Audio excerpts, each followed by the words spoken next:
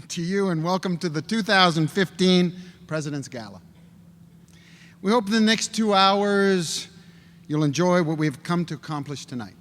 First and foremost, to celebrate my dear friend Spanky's election as president of the National Auctioneers Association, and also thanking those who have made a significant contribution to our profession as auction professionals. Before we begin, however, I would like to invite my daughter, Samantha Kelly, CAI, to give thanks for our food. Samantha. I'd like to share just a short poem with all of you, so if you could bow your heads. Never lose an opportunity of seeing anything that is beautiful, for beauty is God's handwriting, a wayside sacrament. Welcome it in every fair face, in every fair sky, in every fair flower. And thank God for it, as it is all a blessing. Ralph Waldo Emerson.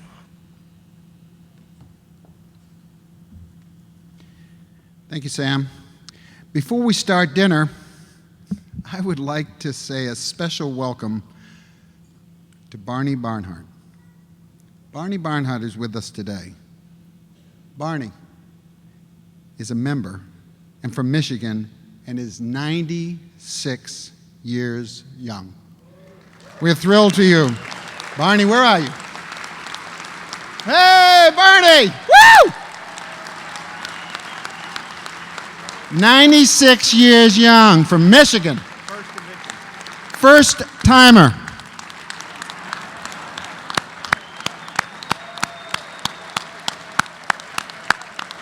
Love you, man.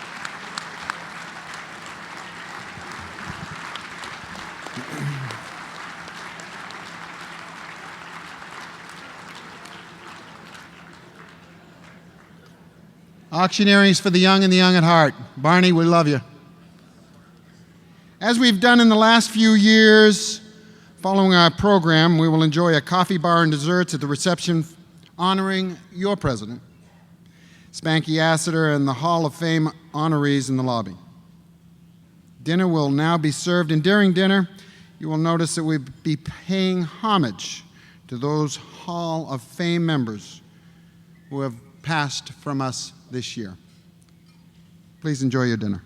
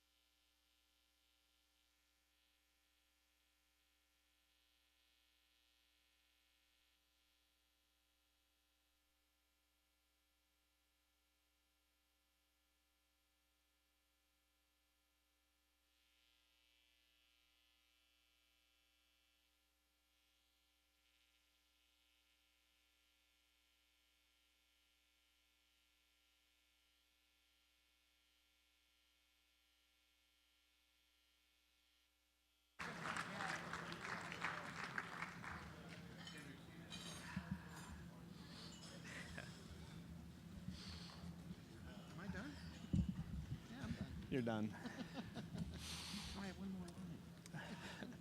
Before I make a few comments, I would like to thank someone that has taken the time and the energy and just the initiative to help me this past year and to teach me the things that I needed to learn. Mr. Satterley, if you would, please.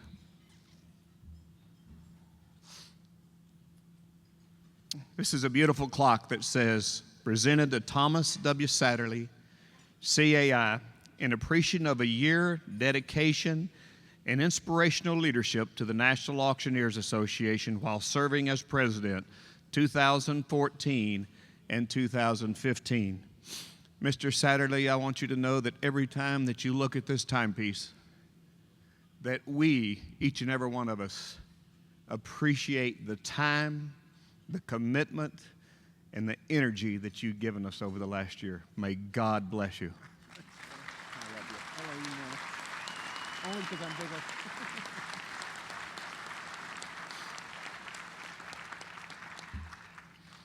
Get over.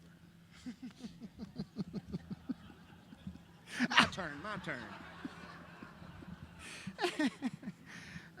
It's even on Eastern time. That's pretty good. Thank you, Spanky. Before I turn the microphone over to you, I want to say a very special thank you to my daughter, Samantha, for accompanying me here tonight, and my lovely wife, Ellie, and to my daughter, Hannah, who are at home watching. Hannah will be leaving Ellie and me very soon to head out to college in Colorado, and with her departure, they could not take time away to be here with us tonight. But as all of you are sitting here tonight, know between anyone, I couldn't have done this without their love and support. So, to my ladies, thank you at home. Thank you, Samantha. And now I am pleased to introduce to you your president, National Auctioneers Association Board of Directors, Thomas Spanky Assiter. I had to get that in.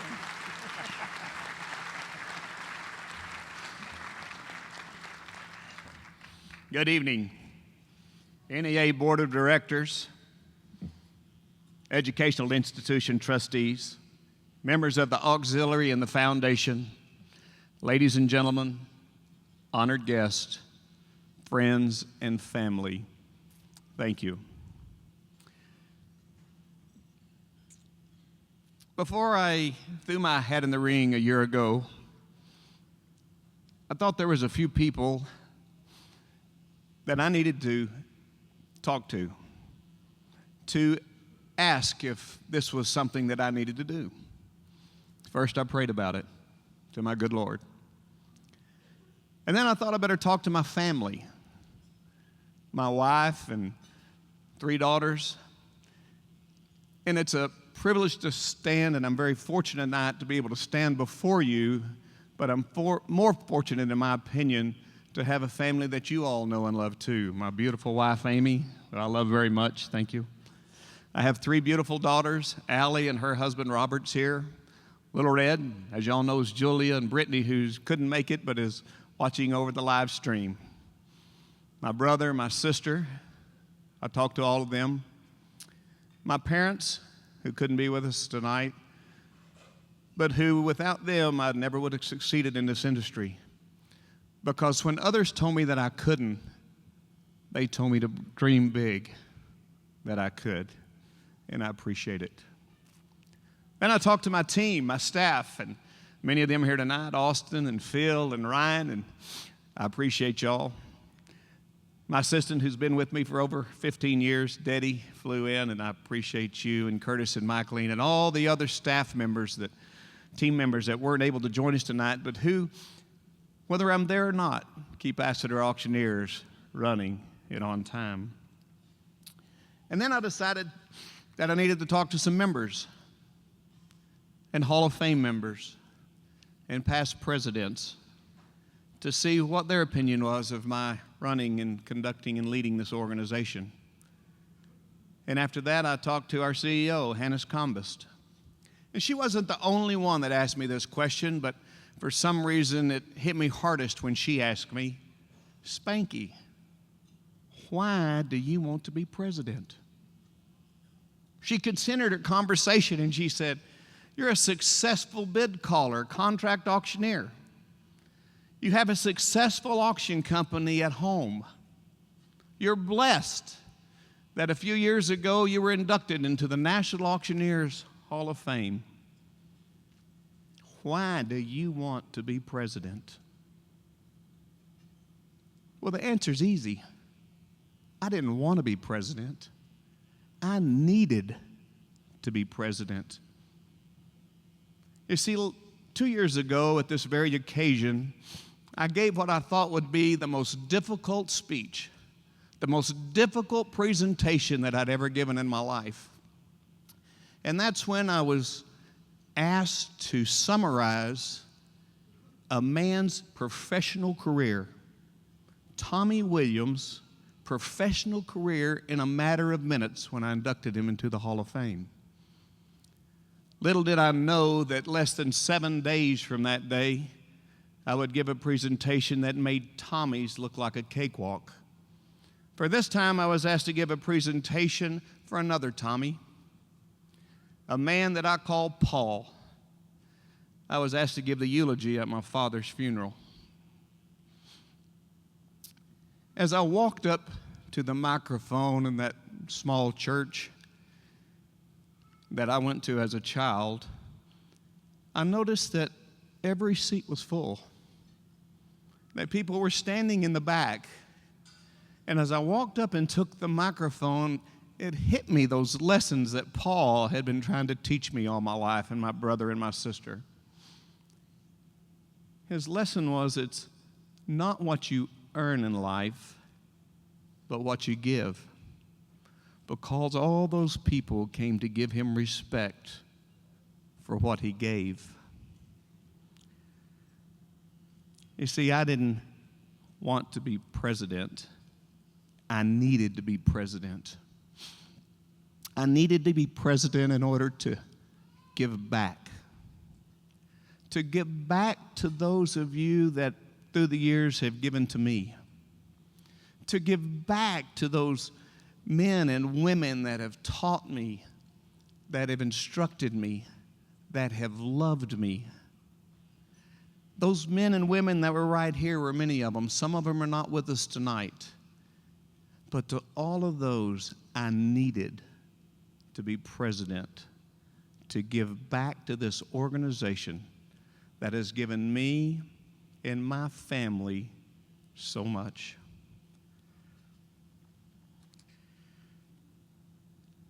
Some of you may know that 11 years ago, I had a brain tumor. And during that time, I wasn't sure that I was going to make it through the night, let alone the year. But you, my NAA family, supported my immediate family. It was you that stayed in the hospital waiting room during those not only hours I was under the operating table, but for days in the hospital room. It was you that brought food and lifted the spirits of my family. It was you that called so much to check on my well-being that Amy finally recorded on her cell phone a message 3 or 4 times a day so she could turn the phone off so that we could rest. It was you that gave my family spiritual guidance. Last year during my campaign speech, I used the analogy of this organization being a thoroughbred horse. I used the analogy of a thoroughbred horse and this association trying to win the Triple Crown. Only 11 horses since the 1900s, when they started recording the Triple Crown, had ever exceeded in realizing that achievement. I stated that Tom was the tallest jockey that I'd ever seen as he took the reins of this thoroughbred horse. I said that I wanted to be the stable boy, to learn, to watch, to take my time and understand where this association needed to go. I've learned so much in the last 12 months since you honored me by electing me vice president. I've learned from watching Tom Satterley conduct himself as the president of this wonderful organization. And I can tell you, ladies and gentlemen, this man can tell you you're wrong in the nicest way, and not only tell you, but convince you that you were wrong. I learned from Paul C. Bear as the chairman. I learned and respected the way he treated each and every member, the way he conducted himself as an ambassador to this organization and to this profession. And I love him more today than our friendship has gained over the last 20 years. I've learned so much from watching the hundreds of volunteers that this organization who give their time and their resources because they believe in what the board of directors is doing. Well, now it is time for me to go weigh in, for me to put on my silks, to mount up, and to grab the reins of this mighty, this powerful, this wonderful animal, a thoroughbred named NAA. It is time for me to grab the reins in our quest to win our Triple Crown, to achieve our 3 initiatives. Our 3 initiatives, our races are not the Kentucky Derby, the Belmont, and the Preakness, but instead their education, advocacy, and promotion. 2 years ago, the NAA Board of Directors decided on our mission, on our vision. They decided they wanted the NAA members to be the preferred auction professionals in the marketplace. And we are taking steps to make that a reality. For the last couple of days, you've heard a lot of talk about those 3 initiatives.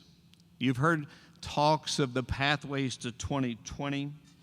We've talked about the progress of the Education Institute and what they've done to revise our educational opportunities. We've talked about the promotions and the advocacy committees and the auction now and the board of directors and what they've identified that we need to continue to work on. It's been a great 2 days, and I've just reveled in all the things that the NAA is doing and how great we're progressing. And it's kind of funny that this year, the 12th horse ever in history won the Triple Crown. A horse named American Pharaoh broke the record that had been a hard record to break for over 37 years. You see, ladies and gentlemen, I don't intend to have a platform this year. During my year as president, I intend to continue to ride this magnificent animal in the same direction that we've been taking for the last 2 years. But we, the board, the leaders of this organization, cannot do it alone.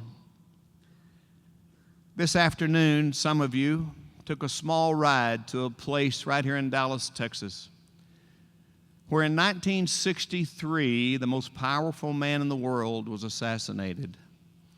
You took a ride to a place where they call the Grassy Knoll.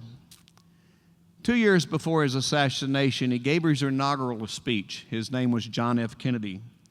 And in that speech, he said these words, "And so, my fellow Americans, ask not what your country can do for you. Ask what you can do for your country." And so, my fellow members of NAA, ask not what the NAA can do for you.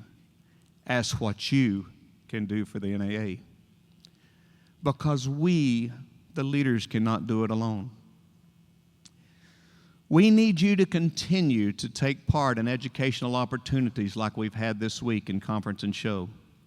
We need you to to make sure that other auctioneers come and take advantage of the wonderful educational opportunities, because the better we are educated, the more professional we become.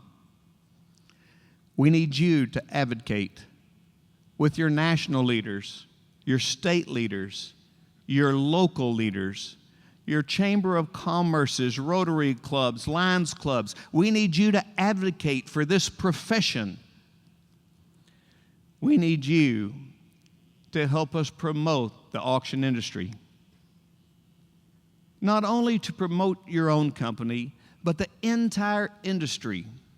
And not only the industry in the auction methodology, but we need you to promote the NAA. We as a group don't have the funds. We're a small membership of only about 4,000. We don't have the funds that we could go and buy a billboard in all the major cities across this great land. But we do have the opportunity for each and every one of us to promote the NAA by putting that small logo on your website, by coming up with the elevator speech and putting the logo on our marketing materials.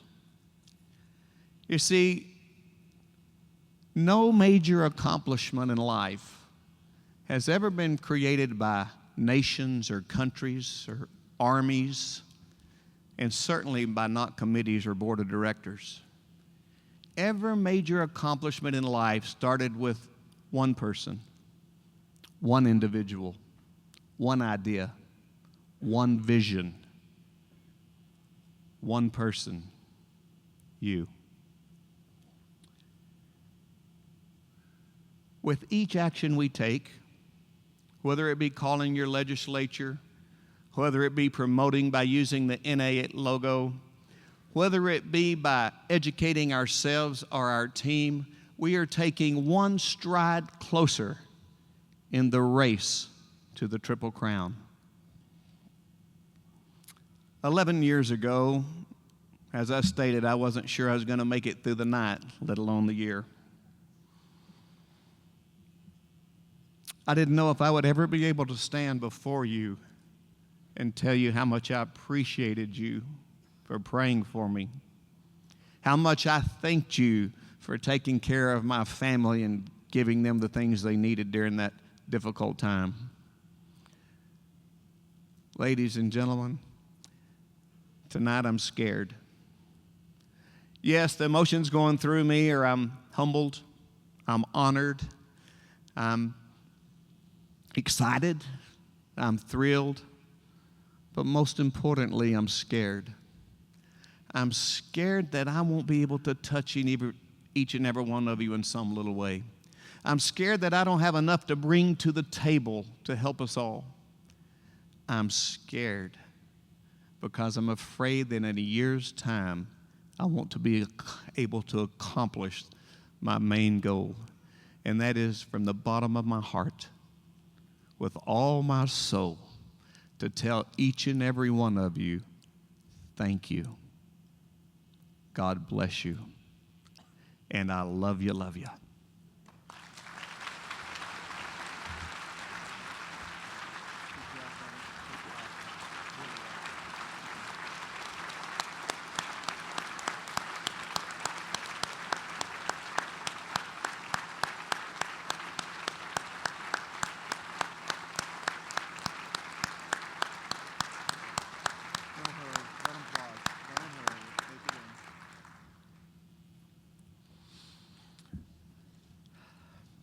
Now I'd like to invite Angela Johnson, the newly elected president of the National Auctioneers Auxiliary. Hello, Angela. How are you?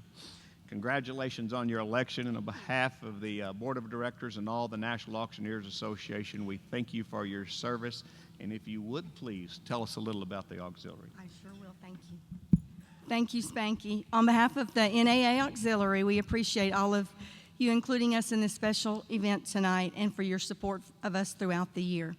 In 1993, the Auxiliary began providing scholarships to deserving children and grandchildren of NAA Auxiliary members, and more than $110,000 has been awarded since then.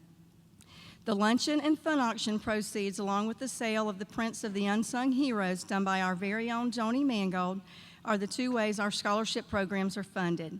This year's recipients were recognized yesterday during our auxiliary luncheon and fun auction. Would you please stand when your name is called?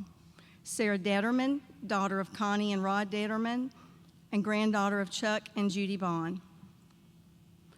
Paul Preston Provins, the fourth, son of Paul and Cody Provins, grandson of Hack and Tommy Ayers. Peyton Bortman, daughter of Brian and Jillian Bortman, and granddaughter of Jack and Shirley Hines. I attended my first conference and show in 2009 in Kansas City. There were several NAA and auxiliary members who were there that went above and beyond to make me feel welcome. Just a few of those were Mark and Deidre Roberts, Susan Henson, Tracy and JJ Dower, and our lovely Hannah's Combest. They were all couples who encouraged us and asked me to join this wonderful board of the auxiliary. There was also another couple from Florida that encouraged us at the state level and the federal, at the national level, and that was Mr. and Mrs. Benny and Barbara Fisher. And we love them dearly and miss Barbara terribly. I truly believe that the relationships that begin in these mentorships become friendships when you're working together in groups like NAA and the auxiliary, and in the education classrooms like CAI, and in our little meetings, conversations in the hallway. They will encourage you to reach out and make those connections. They will be immeasurable benefits to all of us. It is such a privilege to recognize our most recent inductees into the NAA Auxiliary Hall of Fame, who have truly gone above and beyond for the auxiliary in its support of the NAA. First is Miss Barbara Fisher.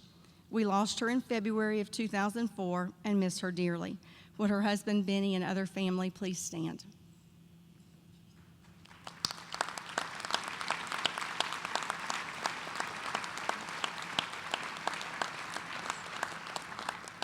The second is our beloved Mrs. Dolores Nitz, whom we also lost in February of 2004. I think Mr. Benny said 10 days before Miss Barbara. Would her husband, Bob, and family please stand?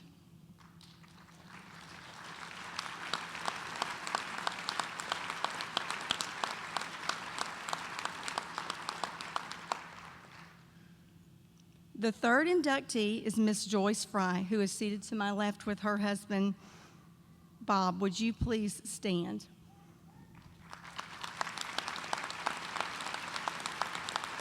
Her husband, Jack, excuse me. There have been 31 inductees since 1997. Would all Auxiliary Hall of Fame recipients please stand and join me in congratulating them? All past auxiliary presidents, our Hall of Famers.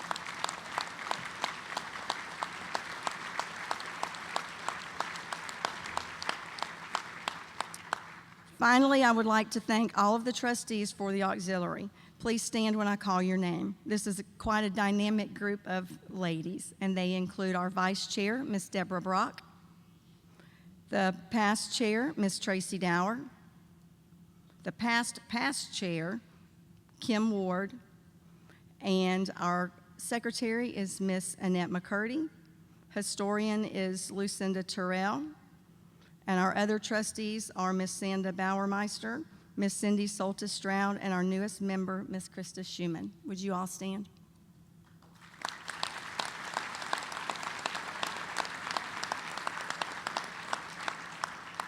We also appreciate the efforts of our sweet Miss Lori Jones, who has been a trustee, and this ends her time with us, but she put on an amazing luncheon and fun auction yesterday. Thank you, Lori.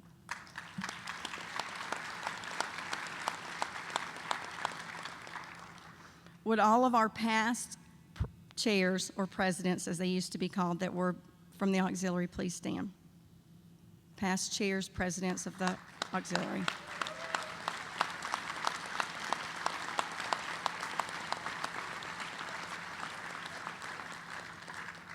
Whether you're a first-timer or this is your 66th conference and show, there's something here for everyone: auctioneers, support staff, and family. Find somewhere to plug in and get busy learning and doing. Chris Pratt said this morning that we were a brotherhood, and a sisterhood. And I believe that this is family. Find your place, be it in the NAA, in the auxiliary, or soaking up the education you can from the classrooms and with this top shelf group of people. Thank you.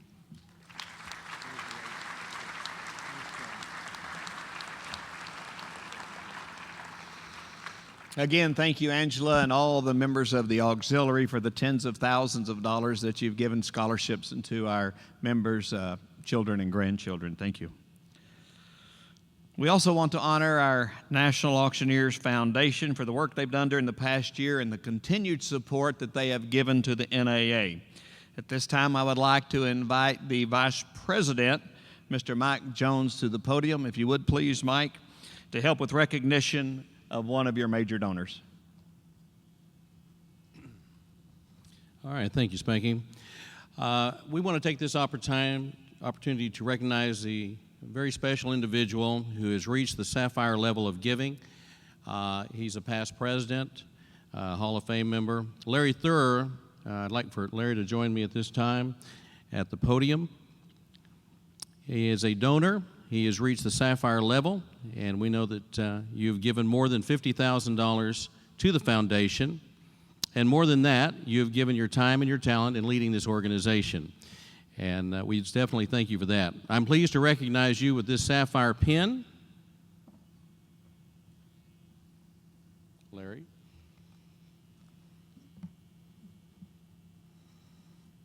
I'll pin it on you. Where do you want it? Over here? No, it's always tough when you're on the spot. Mm-hmm.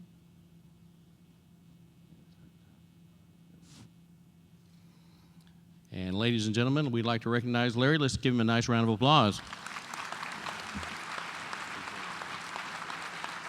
We're going to do a photo right here. Okay. Thank you.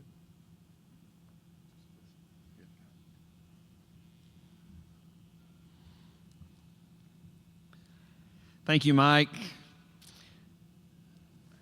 Do you want to say anything? You do? Oh, you wrote it down? I did too. But I didn't read mine very well, so come on back up here. Well, thank you, Mike. I had no idea that we'd reach that level, but I got to say, that's not me. There's a lady that helped do it. She needs a round of applause.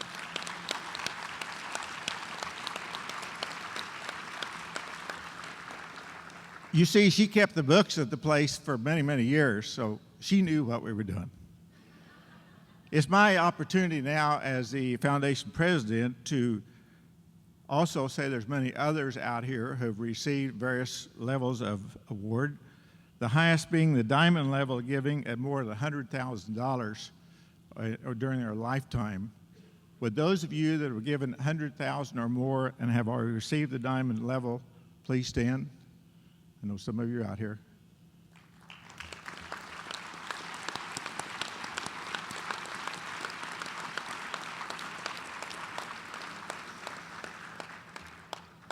Those of you that have been awarded the sapphire level, which is $50,000 up to 100, or at least $50,000 or more, please stand.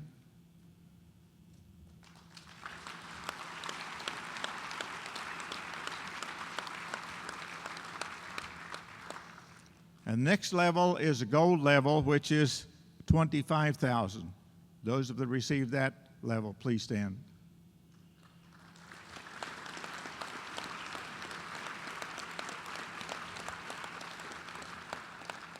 This year we have one person that has joined the silver level who has donated at least $10,000.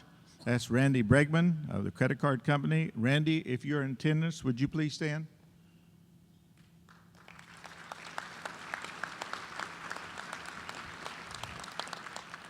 And anybody else, the rest of you out there that hold a silver pin, would you please stand that have given $10,000? Should be several of you.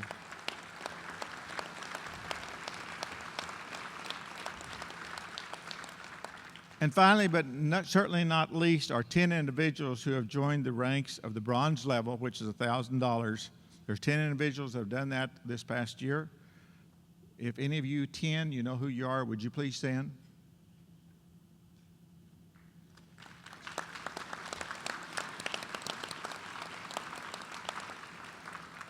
To all of you that have donated to the foundation, I say thank you. Ladies and gentlemen, this morning you were very gracious in your giving. Pass it forward. You generated $120,000.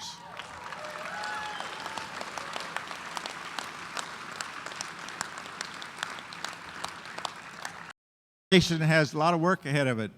We have some money to spend, scholarships to give out, and other things. Thanks to all of you for your great support. Thank you. Thank you, Larry. We heard this morning in the annual business meeting a lot's going on with our education and the trustees of the Education Institute. If you would, please, I'd like to recognize Jason, who is the chairman of the Education Trustees, and his wife, Jennifer.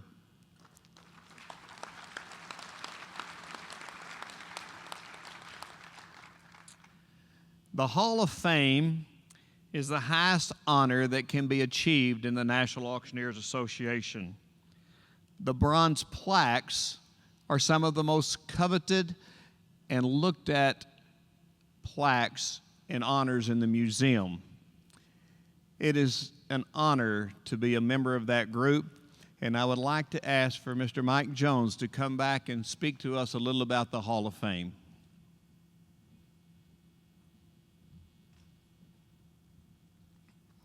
Thank you, Spanky. I have a couple of things to say first. The first one would be, have you had a good time in Texas? And the second thing that I'd like to say is how much and how excited I am for Spanky Assiter to be the new president, and the fact that he's from Amarillo, Texas. So congratulations, Spanky. Now, he's a Hall of Fame member.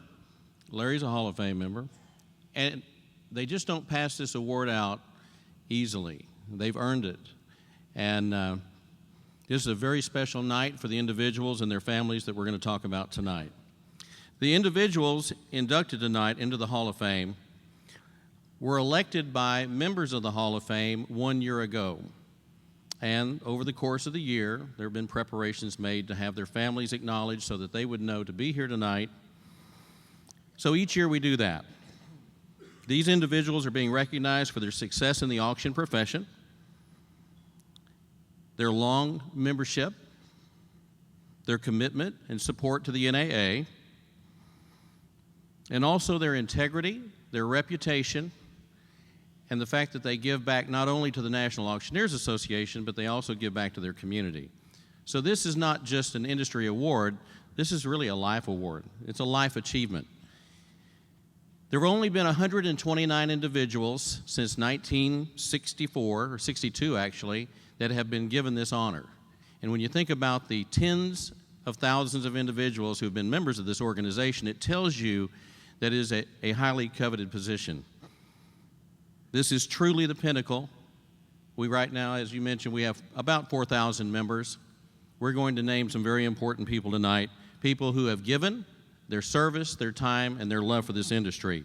And they have left an indelible mark on our industry. And so at this point, I'd like to go forward. I've actually been asked to give the first induction into the class of 2015. So ladies and gentlemen, our first inductee was born November the 2nd, 1946, in Kosciuszko, Mississippi. And that's a hard one, Kosciuszko. You ever been there, Spank? I've never been there. It's a farming community. His father was a Marine, and he grew up in a military family along with his brother Grady and sister Cindy. And as a child, they moved a lot because they were military. His father later became a football coach and a teacher, and they moved to Jackson, Mississippi. After graduating from Mira High School in 1964, he attended Ole Miss and Mississippi College, and he worked as a federal Indian agent, where he served as a liaison to the Choctaw Indian tribe before beginning a teaching career. Our inductee taught history in the Jackson Public Schools and was ready for a new challenge. He decided to open an antique shop, and he operated the shop for several years, all the time studying about antiques and art, fine collectibles, amassing a great knowledge of his product while going on. He decided in 1976 to auction off his store. His former business partner was said to have said that he bought a microphone and he sat around the antique shop practicing all the time, waiting for the opportunity to do his auction. After a while, he became very bored with all that and decided it was time to have the sale. He was so confident, and those are the people in this room that know this individual, and some of you already, he said, "How hard can it be?" So he acted as his own auctioneer, and he found out exactly how hard it could be. He later stated the crew was horrible and the auctioneer was worse, but he got it done, and he never looked back. He found a natural place behind the microphone. He was articulate, liked dressing well, and his sense of style became his signature. By now, he had obtained his real estate license like his father, and he was off to the races. Within 2 years, he was selling real estate by auction, conducting charity events, and one day a week, he would sell containers of antiques from England and Europe. Through it all, he did it the hard way. No formal auction training, just learning from observing others and relying heavily on his expertise with fine old things. He was as voracious as the auction profession embraced the 21st century. You see him here. He's conducting a tax sale of a major motel. As an auctioneer, he was the most recognized name in Mississippi, and when it came to notoriety, he knew how to promote himself. Because of his knowledge of antiques and all the assets that he sold, his appraisal business was great, and he had a wonderful business acumen. He was selected to liquidate the bankrupt Andrew Jackson Insurance Company in 1992. He even sold the CEO's mansion.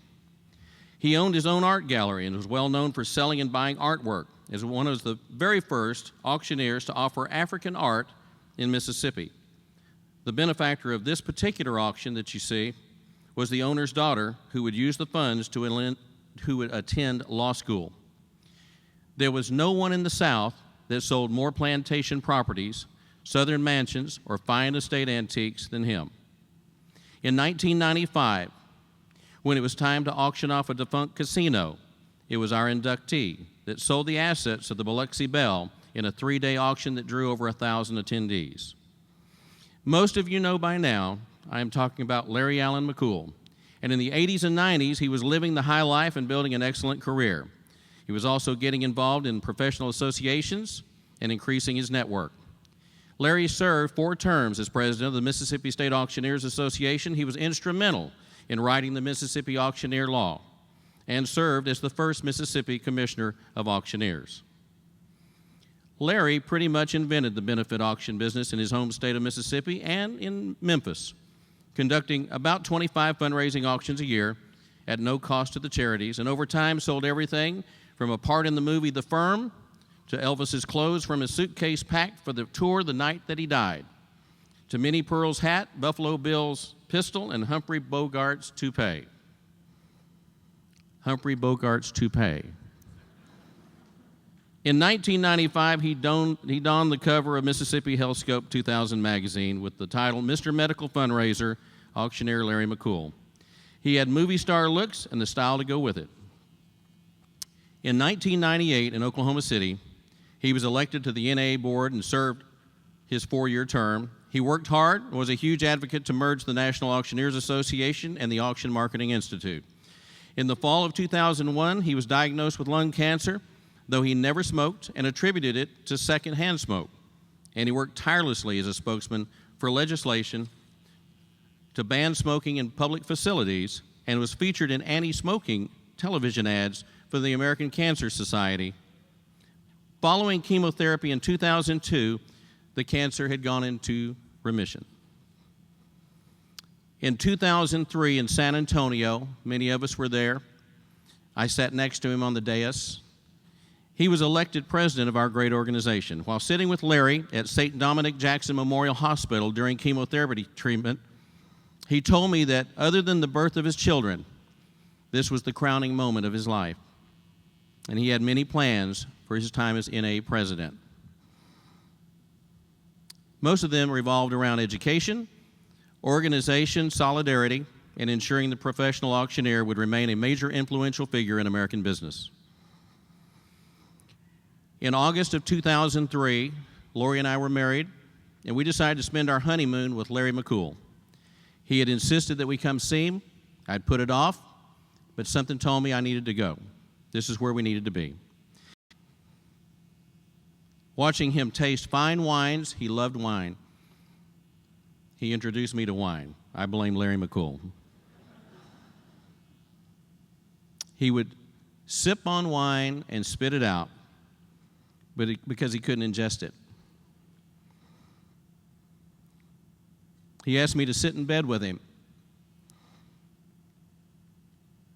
and watch his San Antonio presidential address and hear him tell me how he wanted to make sure that we accomplished the goals that he had set forth in San Antonio at that conference and show.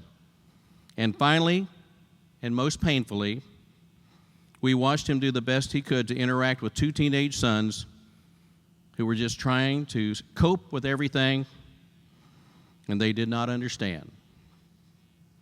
It included having him proudly give me a personal tour of his childhood haunts, including his grade school, the Country Club of Jackson, his family members, lifelong friends, and important people to him. We had known each other for just 5 years because of the National Auctioneers Association. But we became closer than brothers in the course of 1 month. We returned again in September at his insistence, and we stayed and attended his very last benefit auction. Working as a ringman for Larry McCool, that hot, sultry September night was undoubtedly one of my most memorable auction experiences.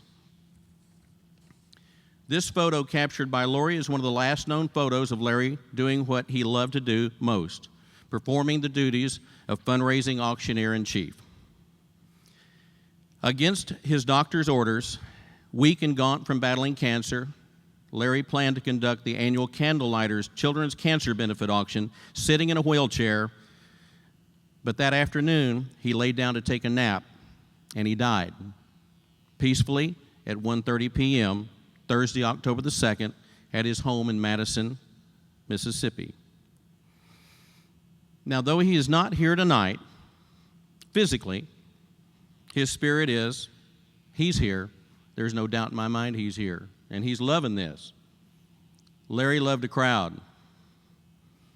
His spirit and impact lives on with us as he influences higher education and success for generations of auctioneers for many, many years to come. The Larry McCool Scholarship Program provides tuition assistance to qualified auctioneers to attend Course 1 of the CAI program. The fund was created from the buyer's premium collected at his estate auction. Most of the recipients these funds have gone to, these folks have never met him. They've only heard the name. Interestingly enough, Larry McCool completed CAI 6 months before he died.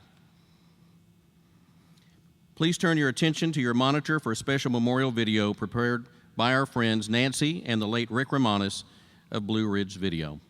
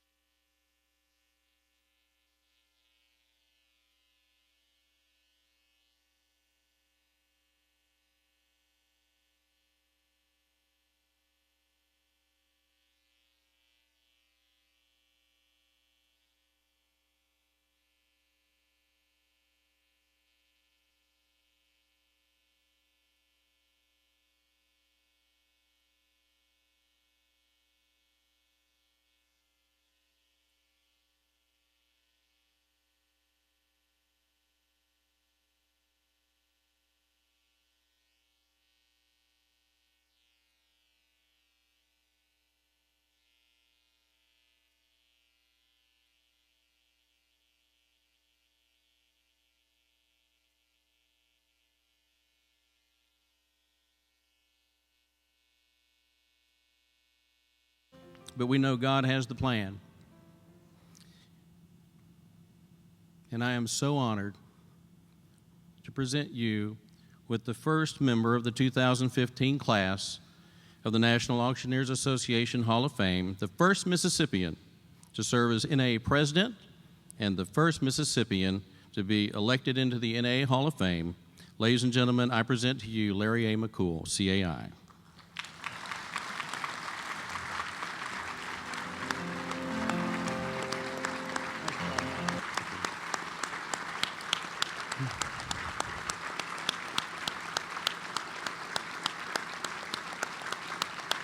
Accepting Larry's Hall of Fame plaque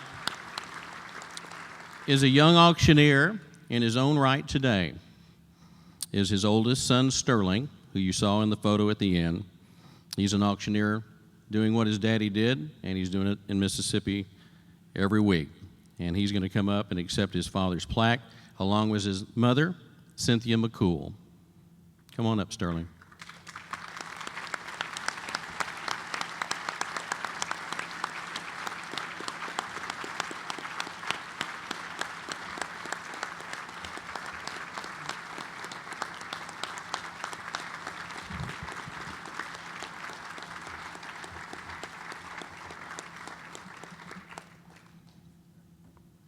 I'll read the plaque real quick, and then I'm actually going to pin Larry's pin on Sterling.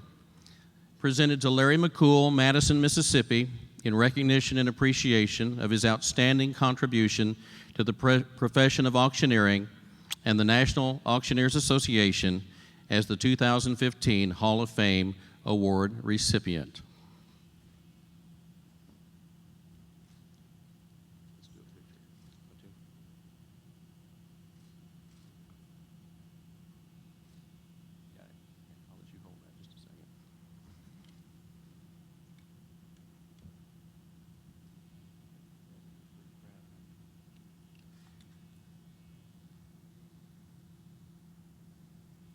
We're going to have Sterling say a few words.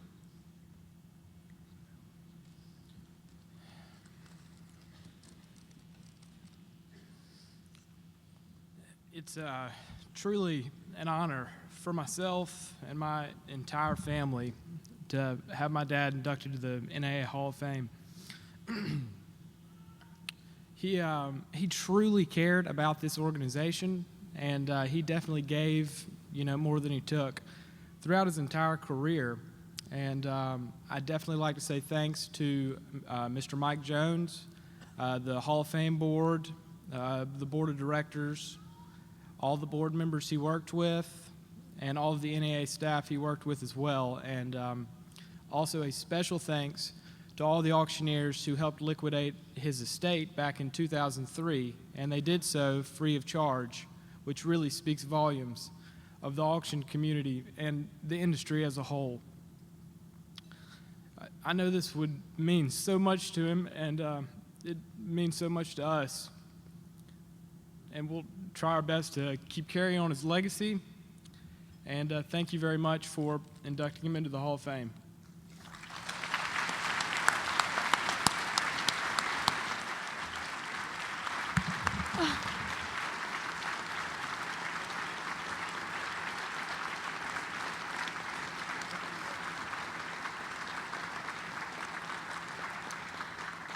Mine is just short and sweet. Words are really inadequate.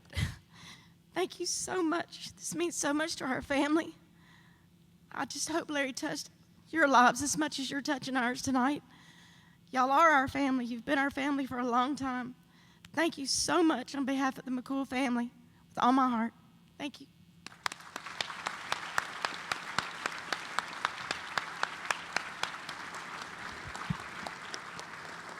Now, there's one more thing, because there always is one more thing. And I'm asking Sterling to stay by here. Your father very much hoped his family would embrace the auction profession, and he knew he was not going to live to see this day. Now, I was blessed and fortunate to spend some of Larry's final days with him, and he had asked me to do a couple of things on his behalf. The first was to oversee his 2-day estate auction, which Lori and I basically stayed in Jackson for 3 months and stayed there and helped put that deal together, and with a group of wonderful NAA volunteers. And I'm not going to name them because I'll forget somebody, but you know who you are. And they did pay their own way to Mississippi and stayed there and did the job. But Larry had one more request, and now it comes 12 years later. And I'm going to present you with your father's very rare ivory head gavel and block. It is engraved Larry McCool, Auctioneer. Congratulations, Sterling. Thank you, ladies and gentlemen.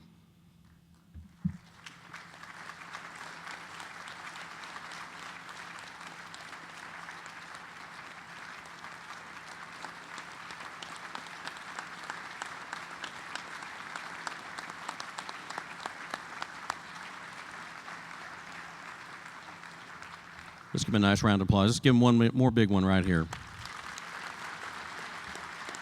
Thank you very much. I know Larry's looking down, loving it.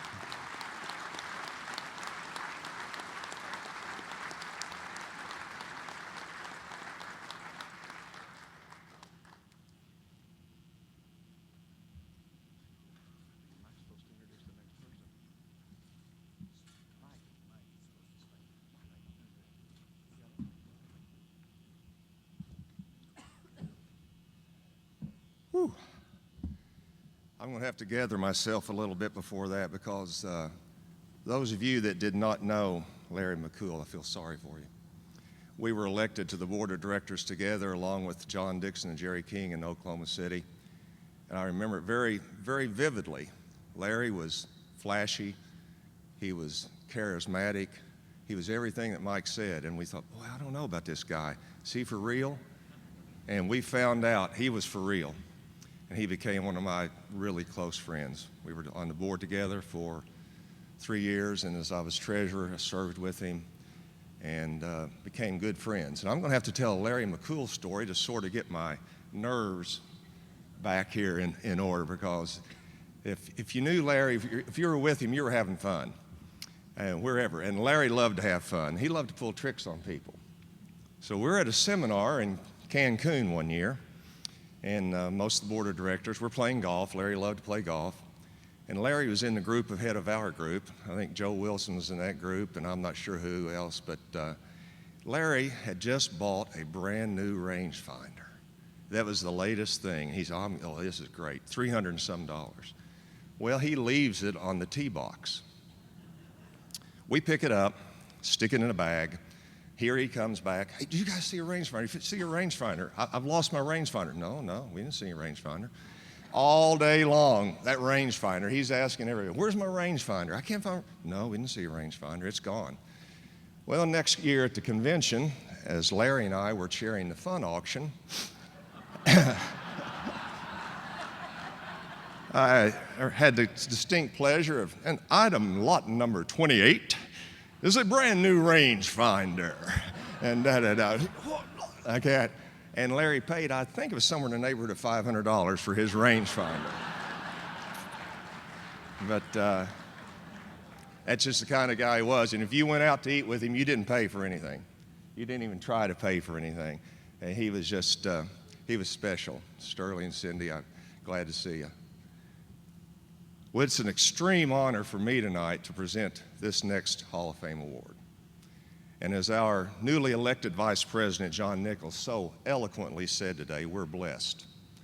We're blessed as a people, we're blessed as an association, we're blessed to be Americans. But in particular tonight, you in this association and me personally and this person's family are blessed to know him. I've known him for over 40 years, come to love him, and consider him one of my dearest friends. He grew up in a little town in the mountains, like most of us here, grew up in little towns. Back in the day when kids just sort of ran wherever they wanted to do whatever they wanted to do. You hung around your mom or dad's business, you had fun, and you didn't worry about anybody picking you up in the car and taking you away. Your parents just turned you loose.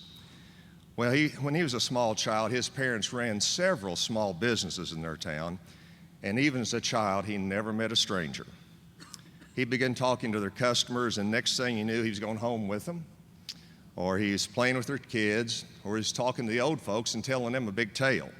I always like to tell a big story. Well, he became a salesman at a very young age, too. He'd buy and trade items that the local stores couldn't sell, and then take them to the street corner and sell them himself. He also opened his first business at the early age of 13. Small store he had where he'd sell stuff he found in his parents' basement, and including even his dad's new shoes. That didn't go over real well at home. Other items he had in his inventory he'd won playing checkers. Well, that business didn't last real long because the local merchants got a little upset with this because he didn't have a business license. And they put him out of business because he was too young to get a business license. So that business stopped, and he decided then he would just start shining shoes at the barber shop. He worked in the jewelry store. He even put little toy wagons together for the local 5 and 10 store. Well, it's on good authority that the 5 and 10 store owner took those home that night, reassembled them so he could sell them the next day. Then he did like a lot of us did. We went door to door selling seeds from catalogs. You guys know what I'm talking about there, and calendars, newspapers, whatever. And it was said that one of the ladies in the community, she said, I just can't get a day of rest because of that darn kid selling his stuff door to door. He won't leave me alone. Then when he was a teenager, he ran a car wash in the summer. He was the manager of the car wash, and then he connived his buddies into washing the cars while he went out and drummed up the business. And it's also on good authority that he still does the same thing. He lets the family do the hard work, and he's out drumming up the business. He did take some vocational education in high school to learn how to do electrical work. Well, his first electrical job was to wire a doctor there in town his old barn. Well, the barn soon went down in a fire. And a lot of people thought it was lightning. Some people didn't think it was lightning. In fact, I think there's still an investigation ongoing right there on that situation. He attended Reppert's Auction School between his junior and senior year in high school, and then went home, joined his brother in business in 1970, whereupon he joined the NAA, and I can remember very, very few conventions that he was not here since 1970. He's been a member in every capacity and has given everything he's had to the NAA and also CAI. That auction business today from 1970 is growing to the leading auction company in his state, one of the most respected auction companies in the nation. And in that state, when you mention the name of his company, it's synonymous with auction. Hundreds of auctions conducted every year. They have now 3 offices, 3 different locations. Most of the family works in the office, and it's a thriving business, and they get along.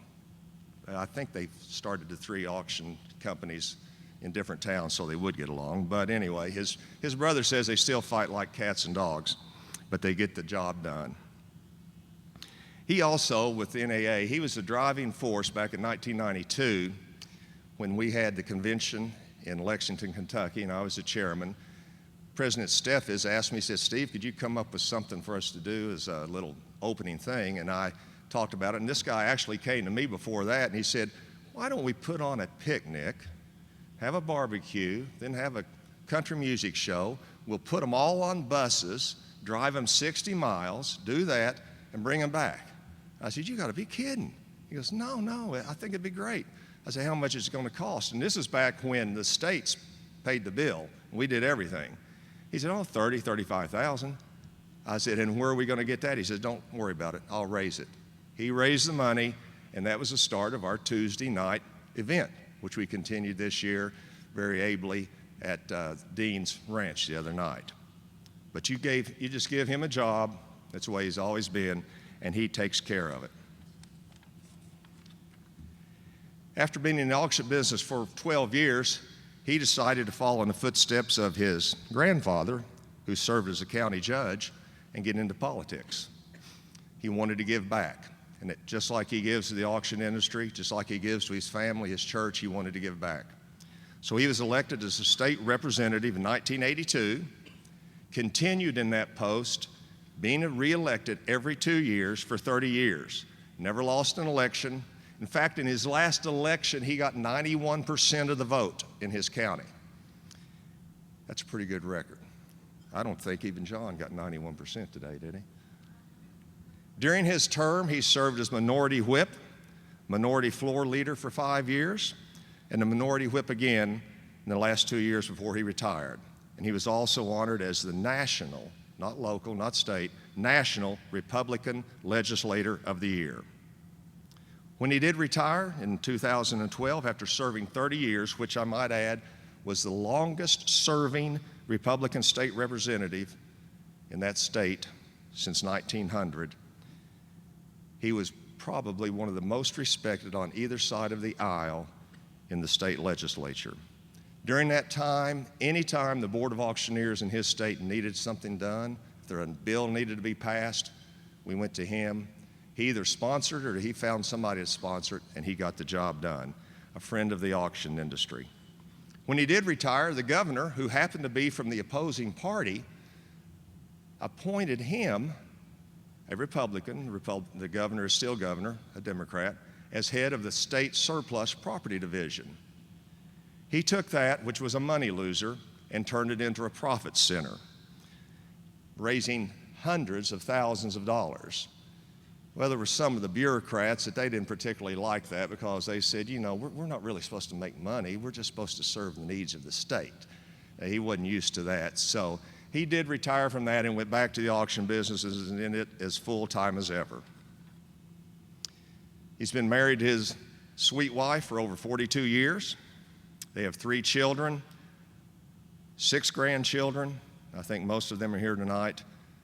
Almost all of them are in the business.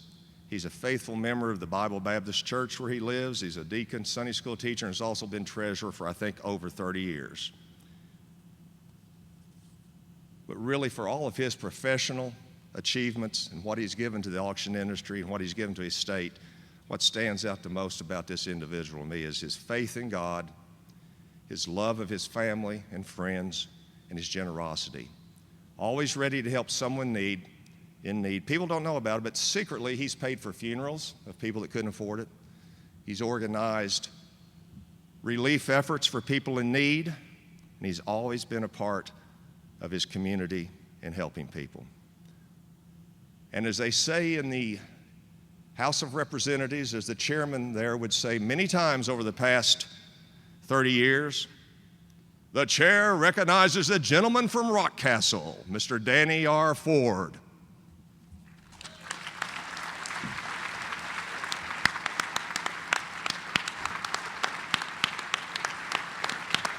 Where's my plaque, buddy?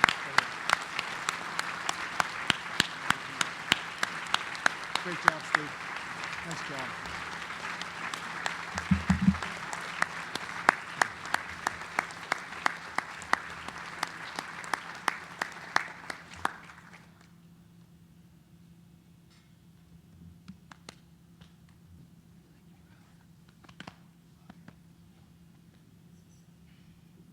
Let's bring up the family. I think there's a couple of them here.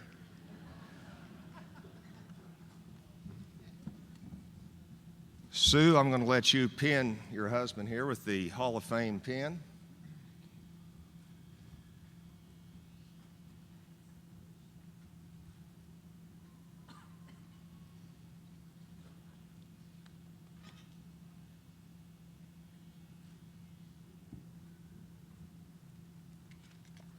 Let me read this plaque. It says, presented to Danny Ford, CAI, CES, Somerset, Kentucky. I thought you were from Broadhead. Anyway, have you moved up? I'm all parts.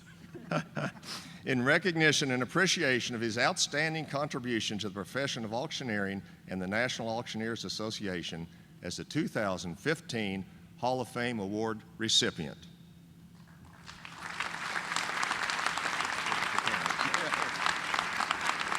You're going to have to talk now. May take a minute. I appreciate this. This is quite an honor. I'm very surprised tonight. I'm a politician that doesn't have words right now. And a lot of people would say, we don't believe you don't have words. Chris Pratt and I have talked to many a day about some of those debates that we've had in Frankfurt, but my family has done a great job of keeping this from me. My children have said that they had other things that they needed to do tonight. And my nephew over here said that he had a table reserved as being elected treasurer today. I assume that was the reason he got the table. And so they've got a lot of explaining to do. And I love this industry. Actually, Sam started the business in 1965, and I got to hold up the pots and the pans. And I didn't mind doing that. And I actually got my license in 1968 and have been coming to the conventions ever since the 70s, I think missed 2 or 3. But you know, the great thing about the conventions is the people that you meet. I love the seminars. I love the things that we hear out in the hallways from various people and the new ideas that they have. And, you know, it's so difficult to find a way to ever thank you for what you've done for Ford Brothers and for Danny especially. I appreciate you. I love you. I love this organization. Thank you.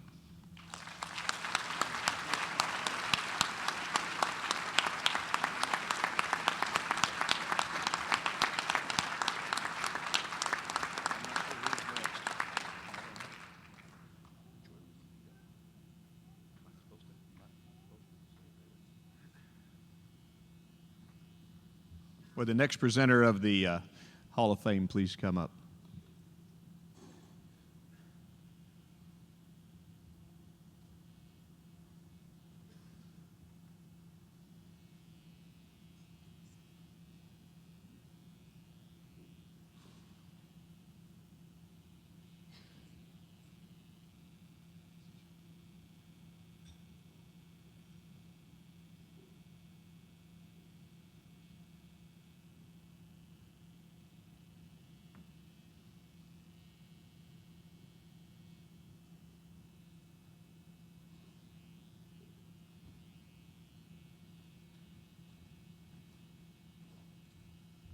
I thought I was just in the chow line at the Army. I remember. Howdy. Hey, Spanky. Hey, buddy. Hey. Ladies and gentlemen, you have just witnessed the induction of 2 great men that have contributed greatly to this association. And now I have the privilege to introduce to you tonight another fellow that has also contributed greatly, not only to the industry, this association, but he, like the others, is a man of God, a man of intelligence and integrity, a man that appreciates this association and has given a lot to us. With that said, ladies and gentlemen, this person is a long-time personal friend of mine. We've been together, been through a lot over the past 35 years. We've traveled together a lot and worked many auctions together, so I got to know this person quite well. If my memory is correct, that we met at CAI and have been good and close friends ever since. He's been a very good mentor to me over the years, not being a 2nd or 3rd generation auctioneer. When I have gone into the business, he has helped me greatly. He's given me advice. He's shared his resources with me and helped me along, as he does many other people. He has helped a lot of people in this association and other auctioneers to progress and become what they are today. Our families have shared many experiences together, and I got to tell you one thing about this individual. When we first met and first got to know each other, we had the opportunity to work together one weekend, and when that auction was over, he asked me if I'd go to another auction with him at another time. And I did. He gave me an opportunity to go into a facility that a new auctioneer would dream of. It would be maybe a crowd like this in a ballroom setting. And I'd never done anything like that before, but he gave me the opportunity to go in and do that. When we went in there, folks, I got to tell you, I was like a mosquito in a nudist colony. I knew what to do, but I didn't know where to start. But he has helped me greatly. Our families have shared many experiences together over the years. I've visited with his family. His family's visited with mine and been on our homes a lot over the years, and we've helped each other and give each other advice. That's just the kind of person he is. He would help anyone, and he'd give advice about some of our personal things that I needed at the time. Our recipient tonight attended a major university on a golf scholarship from 1973 to 1977. Now, I got to tell you this, he was a great golfer. Have you seen the pictures with Larry McCool? And we were in a golf cart. The NAA used to have a golf tournament at these conferences and shows. And this person would win most of the time. And it got to be a fact that we probably need to do something else to keep him from winning. So they penalized him. They put me on his golf team. I liked it. That's the only time I won anything. But it didn't help him much. But I appreciate that. He graduated with a major in real estate and insurance from a major university.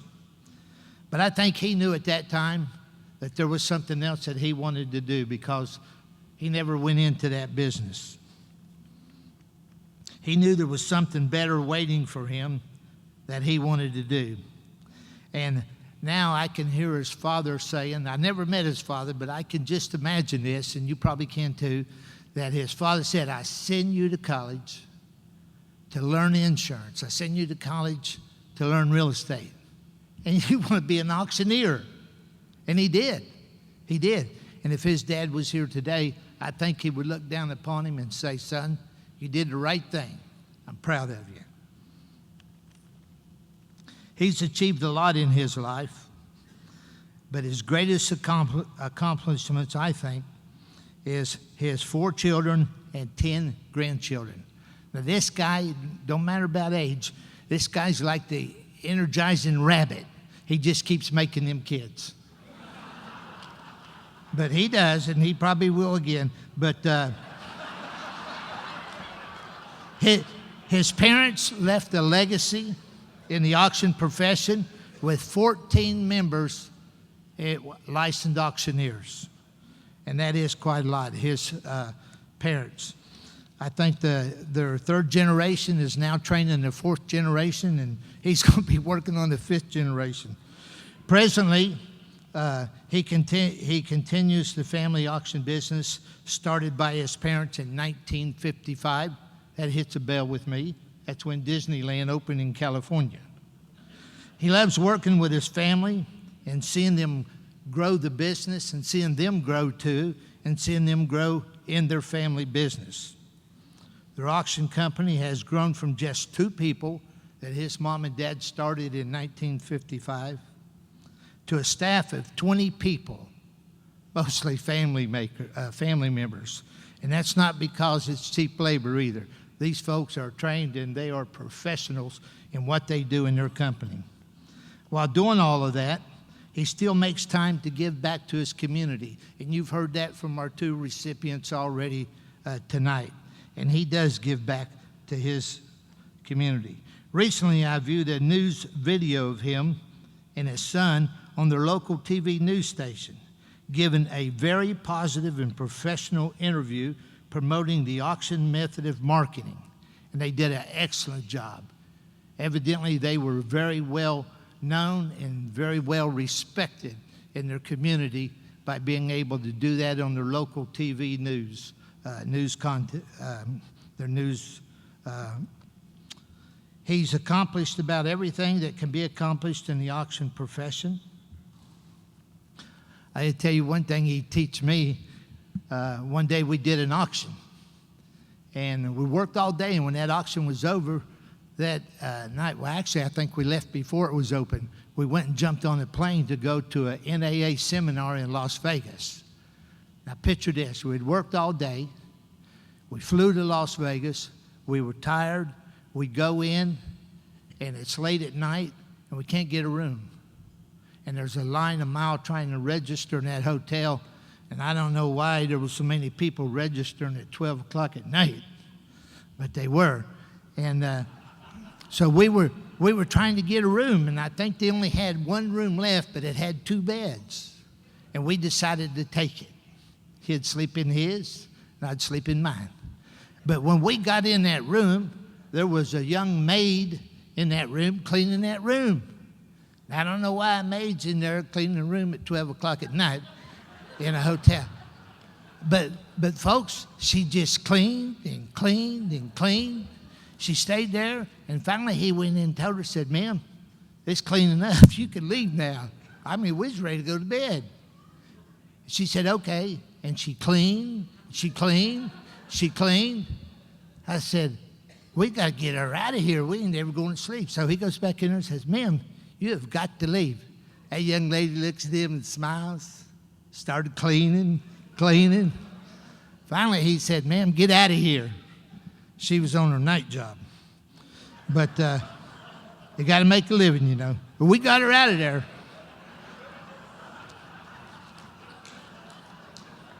I told you I learned a lesson that night. Being from Kissimmee, that was all, I was wide-eyed. He's a full-time auctioneer, real estate broker licensed in 3 different states. His professional credentials include everything: past president of the Auction Marketing Institute, past president of his home state Auctioneers Association. He is also an institute past president and past president of his home state Auctioneers Association. He is also a past board member of the National Auctioneers Association, National Association of Realtors Auction Committee. In 1992, he was his home state Auctioneer Association bid calling champion. In addition, his professional designations include, all of them: Certified Auctioneers Institute, Accredited Auctioneer Real Estate, Graduate of Personal Property Appraisal, Graduate of Realtor Institute, Certified Residential Specialist, Senior Real Estate Specialist, Certified Estate Specialist, Certified Paralegal through a state university, and a very, very successful baby maker. He was recently reappointed to his home state Board of Auctioneers Examiners by the governor. And folks, you probably thought he was just another pretty face till I read all that. But I'd like to introduce to you now the next recipient from the great state of Pennsylvania, my good friend, Sherman Hosted. Nice job. Nice job.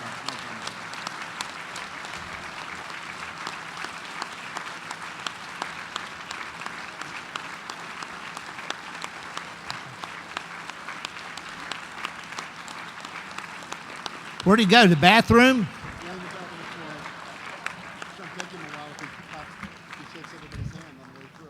Sherman, we got a room cleaner up here.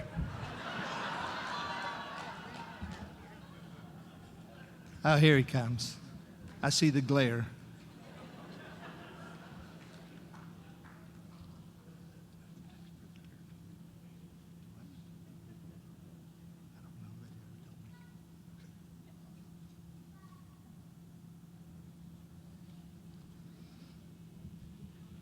Comes another big chow line.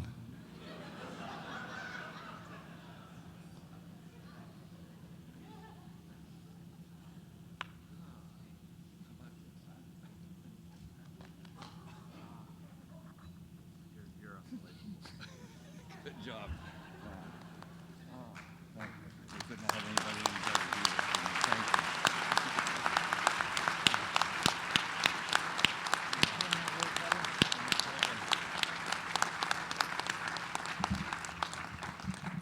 Presented to Sherman Hosted, CAI, AARE, BAS, CES, GPPA, Baby Maker, who put that in there? From Beaver Falls, Pennsylvania, in recognition and appreciation of his outstanding contribution to the profession of auctioneering and the National Auctioneers Association, as though 2015 Hall of Fame award recipient. Sherman, congratulations, buddy. You deserve this. Thank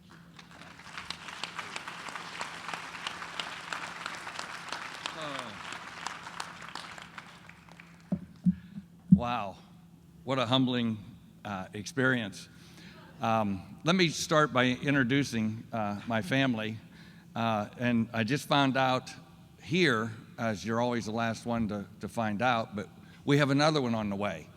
So we are a fertile group, I guess we should say. Yeah. Aren't they, for somebody that has a face for radio, which is me, aren't they a good-looking group? Yeah. So let me start with my oldest daughter, Kim, and I'm just kidding. This is my wife. Come on up here. This is my wife, Kimberly, and it's kind of interesting. If you remember, a while ago we had the CAI Next, and there they had the Strength Finder leadership, and they have 34 personalities for some of the personality traits. And her and I are so much alike that out of those 34, we have 3 alike. So it's very interesting at our house trying to get along because I'm very knot-headed, and in my opinion, she's even more knot-headed than I am. But anyhow, I love her to death. And then our youngest, we'll start here. This is Haley. And this is my little girl. She's 8 years old. And no, there's no retirement in my life now. This is my retirement right here, and we are extremely proud of her. Let me start with my oldest. That's Matt, and that's Matt. He has Abram. Ellie is down here, Cassie, and also Levi. Yeah, help me with the name. Yeah, there's getting to be so many, I can't keep up. And we're getting a lot of Amish names for some reason. I'm not sure why, but anyhow. Extremely proud of them. Matt travels a lot. He works with Euro Auctions, so he gets to go to England, Ireland, Spain, Germany, doing construction auctions and things. And he also picked up one in Philippines and where else is it? Some other place that he goes. But he does an extremely good job. I'm happy to see him grow. You want your kids to grow. I just wish that those 3 to 4 months he's away, he would be helping us because we're growing too, and I could use him. He's one of our best guys. Next is my son-in-law, Dan, which is on the very end, with Elida. And then this is Kylie. And I try to work him a lot, but apparently I'm not working him enough because she's the one that now has her 6th one on the way. And Kylie does 3 auto auctions a week and does extremely well with that. And then Dan is probably my best salesperson. He just, I probably shouldn't say that, but he's a party waiting to happen. People love him. He does an extremely good job with booking and things, and he's been a real benefit to our family. And if I can get all these names straight, we have the youngest is Charlie, and it is a girl, not a boy, but it's Charlie. Next, we have Benny. Where's Benny and Danny are over here. Their oldest is Peyton, and then Lida. There she is. Lida's down on the end. And then we have the newest addition is John and Paige, and this is Paige second, and I'm talking to them about having some more, so we're working on that right now. So see, what we're trying to do in this neighboring state is the Kikos. And so we're trying to yeah. You can kind of see where I'm going with this. It's a lot better to raise them than it is to try and hire them. So, and then, and then my wife has four. So I got four beautiful stepdaughters. One just got married last weekend. They're on their honeymoon. And then this is her youngest before Haley, and this is Rebecca. And Rebecca is definitely a fantastic addition to the family. She's a real sharp thinker, and we're really proud of her, and she's keeping her life straight, which is important. And I'm working to make sure the boys stay away at least for another 2 or 3 years. So anyhow, that's the family, and I'm extremely happy that they're here. To be honest with you, I didn't want in the auction profession, which is kind of weird where I'm at now. When I was in high school, if they called on me, my face would turn red. I'd just soon be beat as to stand up in front of people and things. But anyhow, I wanted to golf. So I went to Penn State on a golf scholarship from 73 to 77. And then from 78 to 83, I golfed professionally and made money, but never more than it cost. And about somewhere in 82, 83, Dad said it's about time to come back and get a real job. He didn't think playing golf was a real job. So I said, okay. So I come back, and at that time I had an insurance and real estate, I had a real estate license and things, and I figured that's the direction I would go, but I fell in love with the auctions. And you know, the Lord knows the best and how He directs you and guides you.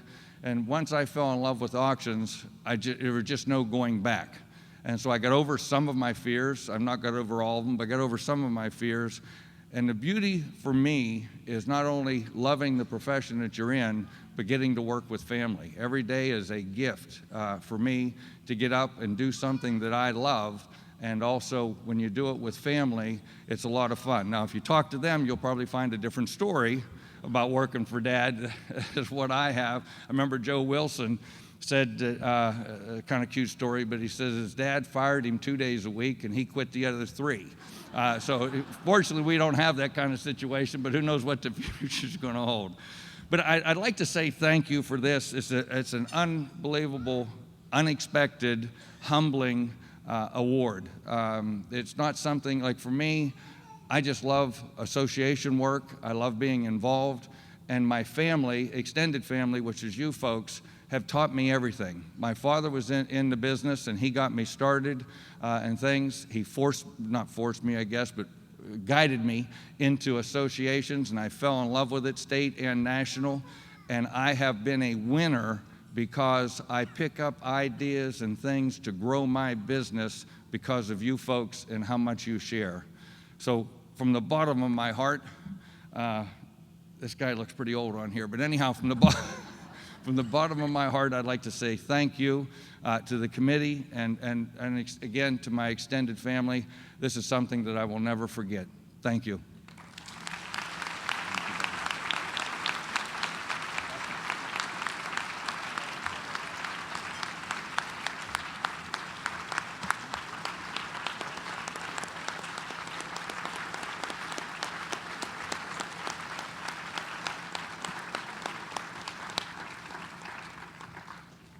I believe our next presenter is Mr. Tommy Williams.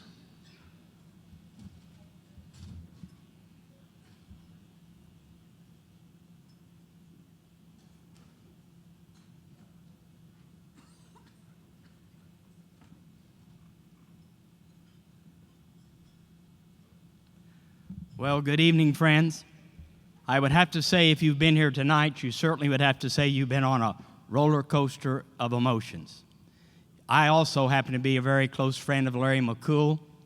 So when you lose somebody that is special, really special, you know, it really tugs at the heart of each and every one of us. But then when you follow that up with the comedy of Don Shearer, you have covered the entire spectrum of our emotional, our emotional swing. Certainly it is a very deep honor and sincere privilege for me to introduce our next inductee to the Hall of Fame. You know, when we talk about people, then the qualities that it takes to be in the Hall of Fame, there are many different ways you could measure. I think each and every one of us would probably have a different measuring scale. But certainly when we stand here tonight, the one theme that everybody has championed, no matter what they were talking about tonight, whether you were an inductee, you were Spanky, whoever was up here at this microphone said one thing. They passionately believe in the auction business. That's the one thing that we hold in common. We passionately care about this industry. We think we have an industry that really knows no bounds, which is a very true statement. So the one thing that all of these inductees have in common is that passion for the industry. Now, my inductee, I think it won't take but just a moment and you'll know exactly who he is. But if you're going to use the criteria of what have you done for the NAA, there might not be anybody that really has been more critical in the history of this organization, especially in the last 7 or 8 years, than the gentleman that I'm going to introduce. Now, there are a few facts about my inductee that you might not know.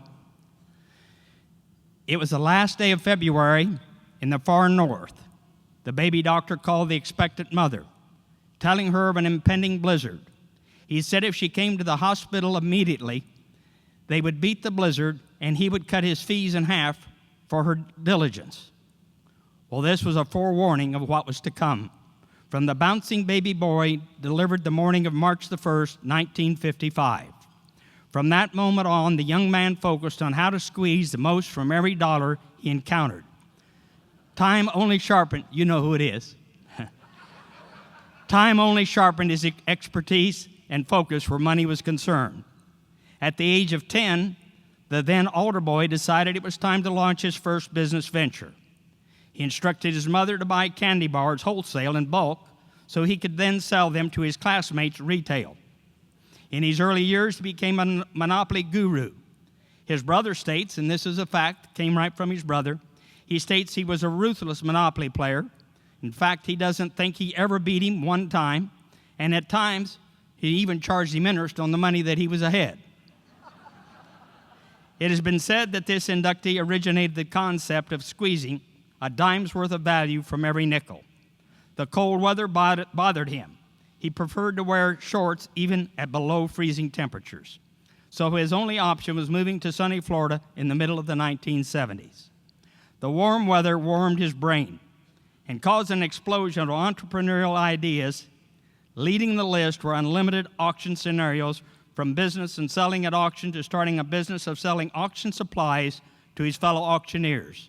And today, there isn't anybody in the room that probably hasn't bought auction supplies for my inductee. In 1987, the chilly winds of the north lured him home. He set up shop in Fergus Falls, Minnesota. This has been his base of operations to this day. There is no end to his innovative business ideas. He had the dollar, I've been kidding a lot, now I'm going to try to deal with facts. He had the Dollar General concept long before they thought of it. One unique idea was developed in the world's largest inventory of parts and crystals for collectible chandeliers. When searching for that broken or lost crystal that will bring your chandelier's value back into the thousands, his stop is #1 in the world. He once told his brother of a book trading venture where he was buying books for 25 cents and selling them for $5. He quoted the markup as 20% profit. His brother thought a moment and replied, "Great idea, only that is 200% profit." And that's kind of what he's tried to stick with. My inductee's #1 business concept, even surpassing his drive for profitability, has been helping his employees attain their goals and dreams. When you work in his enterprise, you have the possibility for a lifetime job, a very rare thing in today's world. His sister said, be sure you point out that if you work for him, you really have a guaranteed job for life, and he will take you to the stars if he possibly can. His motto is, let's climb the mountain together. Together we can enjoy the view from the top. His marketing innovation knows no bounds. His father owned a unique Colt pistol dating back to the Civil War era.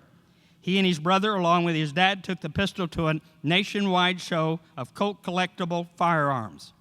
Although this was their very first gun show and only one pistol to display, they won first of show. The value of the talent given by my inductee to NAA has rarely, if ever, been equaled. Always working quietly behind the scenes to make the best better. He has an uncanny ability to get the biggest bang for the buck. Prioritizing financial needs is possibly the most critical part of any business. I've never met anybody that was his equal. He passionately believes in this organization and does give timelessly his time without regard for personal gain or recognition. When he received the President's Citation Award, I remember very vividly the day I gave it to him. Guess what? We couldn't find him to give it to him because naturally he wouldn't be expecting that he would get an award. And that might happen tonight. I hope he's in the room right now. I need to just go a little bit of an aside.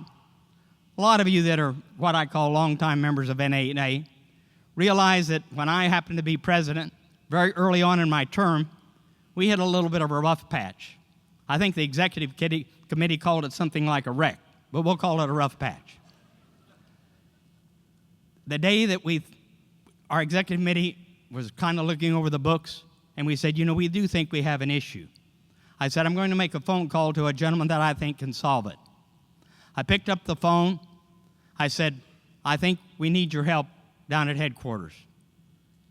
He says, when do you want me to go? I says, when can you go? He said, I'll be there in the morning. He was. I said, well, what is it going to cost? He says, it'll never cost you a penny. By now, I'm sure everyone is aware of my inductee. Now I remove all doubt.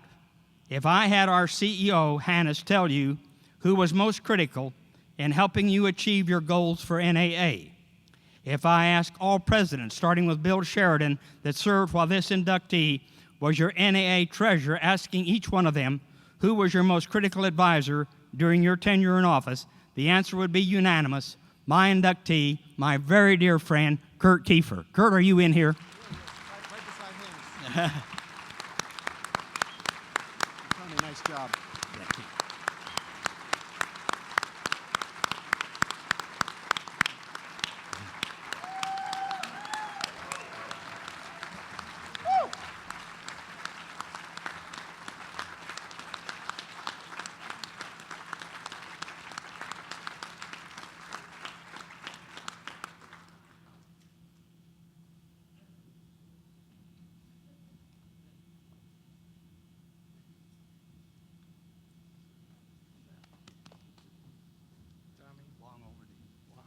Thank you.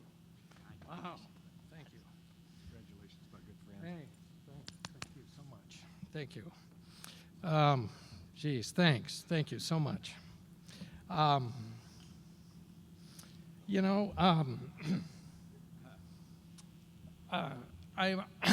just 1 second. I'm just so thankful that I drew the Tommy Williams straw, not the Don Shear straw. I mean to tell you. Tommy, thank you for those kind words. I want to introduce my good friend and my brother, Jim, his wife, Kyle, and Matt and Amy and their daughter, Julia, who I've not met until right now. I'm really proud of my brother. I have the better job in the auction business, but he builds power plants. So if you have the opportunity to talk to him out in the hall, he's really a fun guy to talk to. And if you need to know about like reducing friction in a transcontinental gas pipeline, he's your guy. And, serving on the boards, and I got to serve on a bunch of them, especially since 2008. And I served on all the EI board, the foundation board, the NA board, got to serve with a boatload of people. But my good friends, Christy and Hannes, well, let me first tell you, there's a long time ago, there's a period of time, it's called BC, it's before ComBest. And way back then, this organization, this group, this was on Saturday night. And it would start at about 5:30, and we had something called the Parade of Flags. And it took about 45 minutes because we had to call every state, and then we announced the flag bearers and the president and everything. and then we had this, and then we had the CI members got their pins, and then we had something else. Then we had a paid speaker come out, and he would speak for about a half an hour, and then we had something else and something else. So it would be about 11:30 before this thing got done. So now we're on Thursday night, and we'll be done before 9 o'clock, so I'm not going to take a lot of time, but as long as I'm up here, and it's taken me 35 years to get up here, so I might as well say a few things.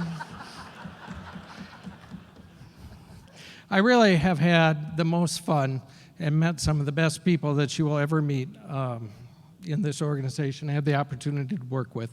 And we certainly have had some challenges, and we faced them as a group, and we came out stronger. And I have some terrific friends that I've met over the years, and I thank you all for that opportunity. And thank you for the opportunity to be an auctioneer. And it is, as Tommy said, a profession that I dearly love, and will do it until I die. And I'll keep coming here as long as I can, because I just so enjoy it. I enjoy every time I come. I started coming in Philadelphia in '83, never missed one, and hopefully never will. And I hope my folks are watching. My folks, I'm sure, couldn't come tonight. My dad has some health challenges, but they're 87 and 88 and have played a part in our business. When they retired, they started making slot file boxes and did that for us for 25 years. And when they retired at the lake, and they just stopped doing that 2 years ago. So I hope they're watching, and Mom and Dad, I love you, and thank you very much.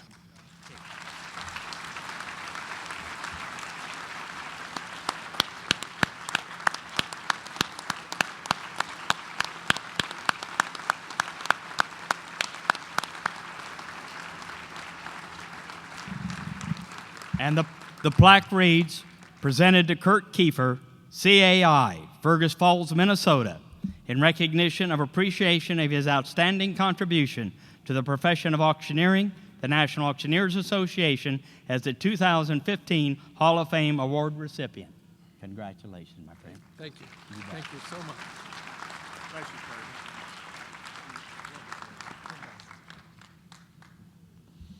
Wow. What an opportunity to congratulate a family and 3 men that have a lifetime of commitment to our organization and to the auction profession. Ladies and gentlemen, congratulations to the McCool family, to Danny Ford, Sherman Hosted, and our last inductee, Mr. Kurt Kefir. Congratulations, gentlemen.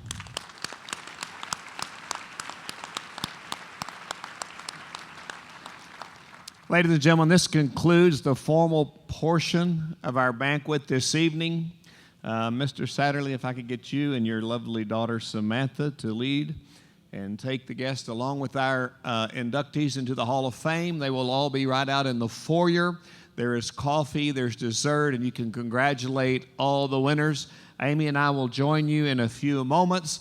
And ladies and gentlemen, God bless the auction profession, God bless this organization, and God bless you. Until next time, love you, love you. Ladies and gentlemen, tonight's honorees may be met and congratulated in the foyer. Please